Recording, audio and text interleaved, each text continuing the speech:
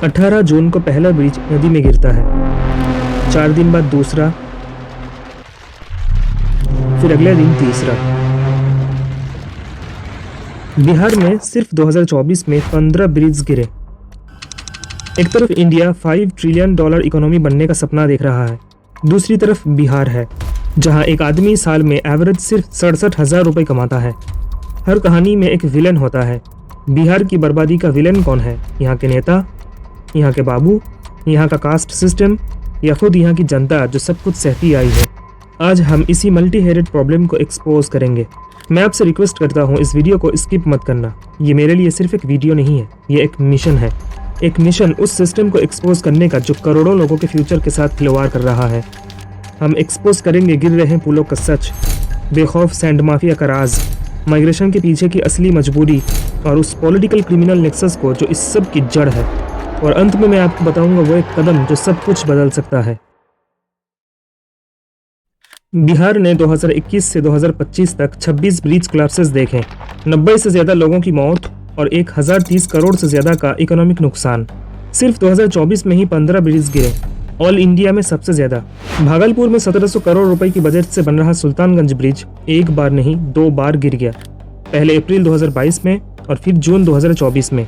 Imagine the level of failure. ये सिर्फ पुलों की बात नहीं है, बिहार की सड़कें भी मौत का कुआं बन चुकी है। यहाँ का रोड एक्सीडेंट फैटेलिटी रेट 79 है, मतलब हर 100 एक्सीडेंट में 89 लोगों की मौत हो जाती है। ये नेशनल एवरेज से 2 गुना ज़्यादा है। स्टेट इंफ्रास्ट्रक्चर पर अपने जीडीपी का 3% खर्च करता है, फिर भी रिजल्ट ज़ीरो है। तो पैसा आखिर कहाँ जा रहा है? बिहार में फ्लड कंट्रोल एक ऐसी प्रॉब्लम है जो हर साल और भी गंभीर होती जा रही है। अगर हम पिछले साल यानी 2024 के मानसून को ही देखें तो उस दौरान नॉर्थ बिहार में 7 अलग अलग जगहों पर एम्बैंकमेंट्स टूट गए थे, जिससे 3.5 लाख से ज़्यादा लोग अफेक्टेड हुए। लेकिन 2025 की बाढ़ ने इस प्रॉब्लम को और भयंकर बना दिया है, जिससे अब तक 10 से ज़्यादा जिलों में 25 लाख से ज़्यादा लोग अफेक्टेड हो चुके हैं। कोई रोटी नहीं, पानी नहीं, कोई चीज़ नहीं, कोई व्यवस्था।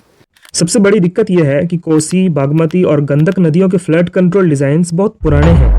हर साल नदियों में मिट्टी जमा होती है, जिसकी वजह से रिवर बेड ऊपर उठता जा रहा है, मतलब पानी को बहने के लिए जगह कम मिल रही है और बाढ़ का रिस्क बढ़ता जा रहा है। ऊपर से क्लाइमेट चेंज ने सिचुएशन और ख़राब कर दी है। अब बारिश या तो बहुत ज़्यादा होती है या बिल्कुल कम, और जो इंफ्रास्ट्रक्चर है वो इस नए क्लाइमेट चेंज को हैंडल कर ही नहीं पा रहा है। सबसे इम्पोर्टेंट सवाल ये है, पैसा तो लग रहा है पर क्वालिटी कहाँ है? क्योंकि पैसे खर्च होते हैं लेकिन इंफ्रास्ट्रक्चर फेलियर वहीं के वहीं रहता है। बिहार के फ्लड और इंफ्रास्ट्रक्चर क्राइसिस के पीछे कुछ रूट कॉजेस बहुत साफ दिखते हैं। सबसे पहले L1 बिडिंग ऑब्सेशन, यानी सबसे सस्ता टेंडर लेने का चक्कर, चाहे क्वालिटी कॉम्प्रोमाइज ही क्यों ना हो जाए। उसके बाद सब कॉन्ट्रैक्टिंग, बड़े कॉन्ट्रैक्टर्स काम छोटे या लोकल कॉन्ट्रैक्टर्स को दे देते हैं जो कॉस्ट और कटिंग करते हैं। फिर आता है इन्फीरियर मटेरियल्स, खराब क्वालिटी का सीमेंट, रॉड्स और कंस्ट्रक्शन मटेरियल्स यूज होता है। इंडिपेंडेंट ऑडिट्स की कमी, जो चेक करना चाहिए वो या तो होता ही नहीं या तो सिर्फ पेपर पे होता है। ब्रिज या एम्बैंकमेंट बन गया तो बस, उसके बाद रिपेयर और अपकीप लगभग ज़ीरो। नीति आयोग की लेटेस्ट रिपोर्ट के मुताबिक आज भी बिहार इंडिया का सबसे गरीब स्टेट है। यहाँ का पर कैपिटा इनकम यानी हर एक इंसान की एवरेज सालाना कमाई सिर्फ 65,000 रुपये के आसपास है, जो नेशनल एवरेज का 1/3 भी नहीं है। आपको सुनकर हैरानी होगी, बिहार में जितने लोग गरीबी में हैं उतने लोग अफ्रीका के 26 सबसे गरीब देशों को मिलाकर भी नहीं बनते। बिहार का मल्टी डायमेंशनल पॉवर्टी इंडेक्स 2022-23 में 26% है, मतलब बिहार के लगभग 3.25 करोड़ लोग अभी भी गरीबी में जी रहे हैं। ये नंबर और भी शॉकिंग तब लगता है जब हम इसे कंपेयर करते हैं इंडिया के नेशनल एवरेज से, जो है 11.5%। मतलब बिहार का गरीबी लेवल नेशनल एवरेज से 2 गुना ज़्यादा है। आज 74 लाख से ज़्यादा बिहार के लोग दूसरे स्टेट्स में काम कर रहे हैं, जो किसी स्टेट का सबसे बड़ा माइग्रेशन नंबर है। हर 1000 लोगों में से 27 लोग काम की तलाश में स्टेट छोड़ चुके हैं। क्यों? क्योंकि बिहार में यूथ अनएम्प्लॉयमेंट रेट 23% से ज़्यादा है, जो नेशनल एवरेज से कहीं ऊपर है। बिहार की प्रॉब्लम्स के पीछे कुछ पुराने और स्ट्रक्चरल रीजंस हैं। कॉलोनियल ज़माने से ही लैंड सिस्टम ऐसा सेट किया गया है कि लोग खेती में फंस गए, और उसका इफेक्ट आज तक दिख रहा है। फिर आई एक और पॉलिसी, फ्राइड इक्वलाइजेशन, मतलब जो रॉ मटेरियल बिहार से निकलता था उसका बेनिफिट दूसरे स्टेट्स के इंडस्ट्रीज़ को मिलता था, जिसके चलते बिहार में इंडस्ट्री आई ही नहीं। और जब झारखंड अलग हो गया तो बची हुई इंडस्ट्रीज़ भी टूट गई, मतलब बिहार के पास एक सॉलिड इंडस्ट्रियल बेस ही नहीं बचा। बिहार में 2025 के पहले 6 महीनों में 1376 मर्डर्स हुए, यानी हर महीने एवरेज 229 कत्ल। और सिर्फ पटना में 116 मर्डर्स हुए। पटना के गांधी मैदान जैसे पॉश इलाके में बिजनेस कम्युनिटी के प्रोमिनेंट मेंबर गोपाल खेमका को उनके अपार्टमेंट के गेट पे गोली मार दी जाती है। Real estate developer Anjani Singh को दिन दहाड़े मार दिया जाता है। यहाँ तक कि हॉस्पिटल्स भी सेफ नहीं है। पटना के पारस हॉस्पिटल के अंदर घुसकर गैंगस्टर चंदन मिश्रा का माफिया स्टाइल मर्डर कर दिया जाता है। और फिर आते हैं बिहार के नए माफिया, सैंड माफिया। ये इतने पावरफुल हैं कि पुलिस इनके इलाकों में जाने से डरती है। नवंबर 2024 में जमुई डिस्ट्रिक्ट में एडिशनल एसएचओ प्रभात रंजन ने जब इलीगल सैंड ले जा रहे ट्रैक्टर को रोकने की कोशिश की तो ड्राइवर ने उन्हें ट्रैक्टर से कुचल कर मार डाला। तो आखिर ये सब हो क्यों रहा है?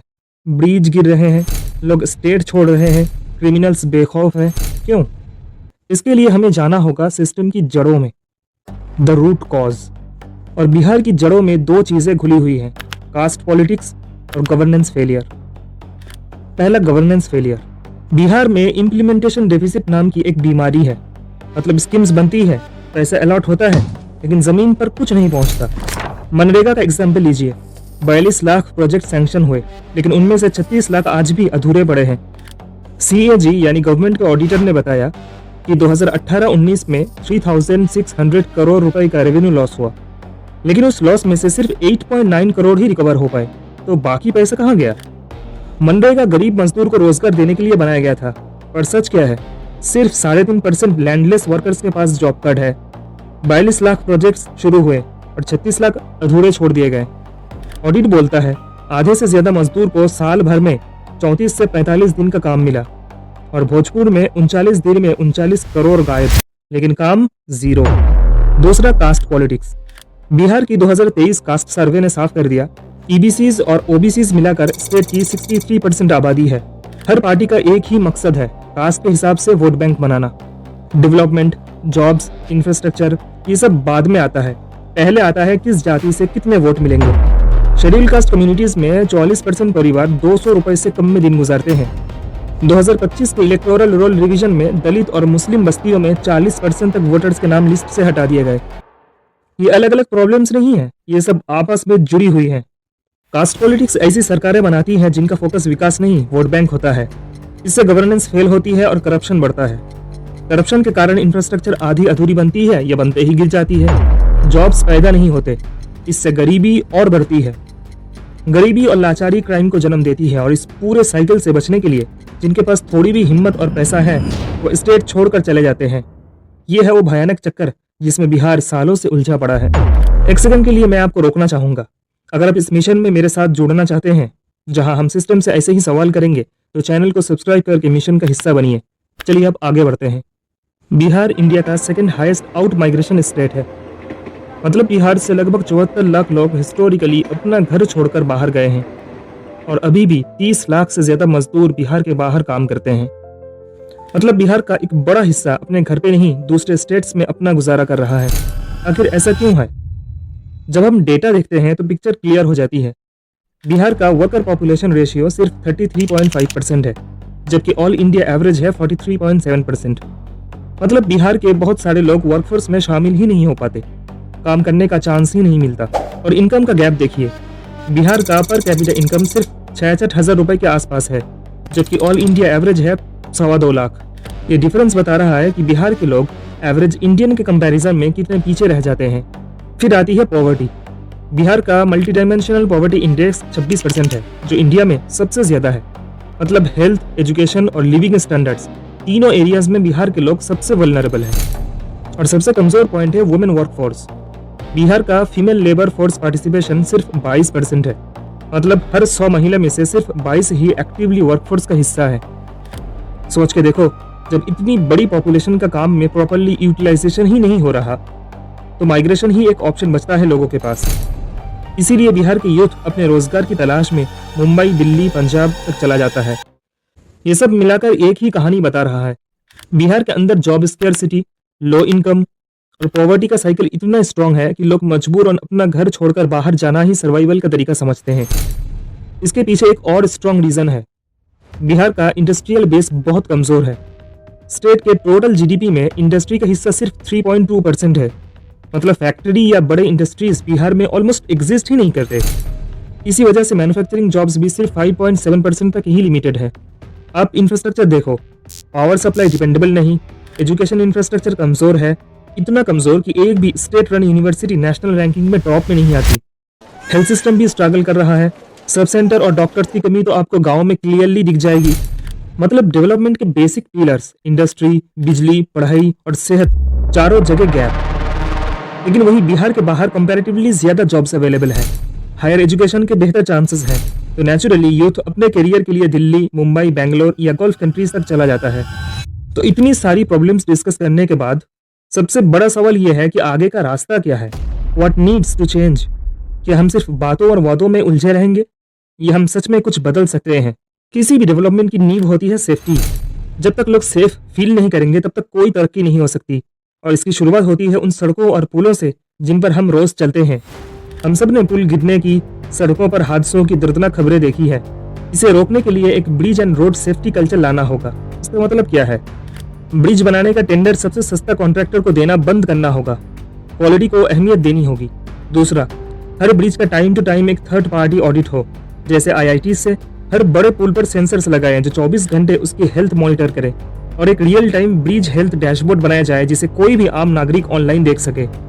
और सबसे जरूरी, जिसका काम खराब हो उसे सिर्फ ब्लैकलिस्ट नहीं, उस पर क्रिमिनल केस हो, जवाबदेही देनी ही होगी। इसके बाद आता है जमीन का झगड़ा। हर गांव, हर शहर में वायलेंस और क्राइम की सबसे बड़ी जड़। इसके लिए प्रॉपर्टी रिकॉर्ड्स को डिजिटाइज किया जाए, स्पेशल लैंड ट्रिब्यूनल्स बनाया जाए जो सालों से चल रहे केस तेजी से निपटाए, और पुलिस, रेवेन्यू डिपार्टमेंट और कोर्ट को एक सिंगल विंडो सिस्टम से जोड़ा जाए ताकि आम आदमी चक्कर काटता न रह जाए। और जब जमीन की बात आती है तो हम माफिया को कैसे भूल सकते हैं। इनके पॉलिटिकल कनेक्शन को तोड़ना जरूरी है। सैंड माइनिंग के ऑक्शंस पूरी तरह ट्रांसपेरेंट हो, सैंड ले जा रहे ट्रक्स पर GPS लगे, इनवॉइसिंग कंपलसरी हो और ड्रोन से निगरानी रखी जाए। एक ऐसी स्पेशल टास्क फोर्स बनाई जाए जिस पर लोकल नेताओं का कोई प्रेशर न चल सके। लॉ एंड ऑर्डर के बाद सबसे बड़ी जरूरत है जॉब्स, नौकरी की। सिर्फ स्किल डेवलपमेंट सेंटर्स खोलने से कुछ नहीं होगा अगर नौजवानों के हाथ में जॉब्स ही ना हो। इसके लिए स्टेट को एक मैन्युफैक्चरिंग हब बनाना पड़ेगा। बक्सर, भागलपुर, पटना, कोलकाता और रक्सौल, हल्दिया जैसे कॉरिडोर्स पर इंडस्ट्रियल क्लस्टर्स बनाए जाएं। और ये तरक्की अधूरी है अगर इसमें स्टेट की 50% आबादी यानी महिलाएं शामिल ना हो। सेल्फ हेल्प ग्रुप्स को सिर्फ अचार पापड़ से आगे बढ़कर क्लीन एनर्जी, फूड प्रोसेसिंग और डिजिटल सर्विसेज जैसे मॉडर्न सेक्टर्स में स्केल अप करना होगा। उनके लिए बैंक अकाउंट्स, बच्चों के लिए आंगनवाड़ी, चाइल्ड केयर सपोर्ट और काम पर जाने के लिए सेफ ट्रांसपोर्ट का इंतजाम जरूरी है। गरीबी से निकलने के लिए हमें एग्रीकल्चर को पॉवर्टी टू प्रोडक्टिविटी के मॉडल पर लाना होगा। किसानों को एग्रीवोल्टाइक्स की तरफ बढ़ाना होगा, यानी एक ही खेत में नीचे फसल भी हो और ऊपर सोलर पैनल से बिजली भी। और आखिर में सबसे जरूरी चीज, एक मजबूत डेमोक्रेसी जिसमें कोई भी पीछे ना छूटे। एक्श्योर करना होगा कि हर एक एलिजिबल इंसान का नाम वोटर लिस्ट से ना हटे। खास करके जो गरीब और दूर दराज की बस्तियां हैं वहां door to door voter verification हो। सरकार हर 3 महीने में एक एक्सक्लूजन ऑडिट रिपोर्ट पब्लिश करे जिसमें बताया जाए कि कितने लोगों को वोटर लिस्ट से बाहर रखा गया था और उन्हें जोड़ने के लिए क्या कदम उठाए गए।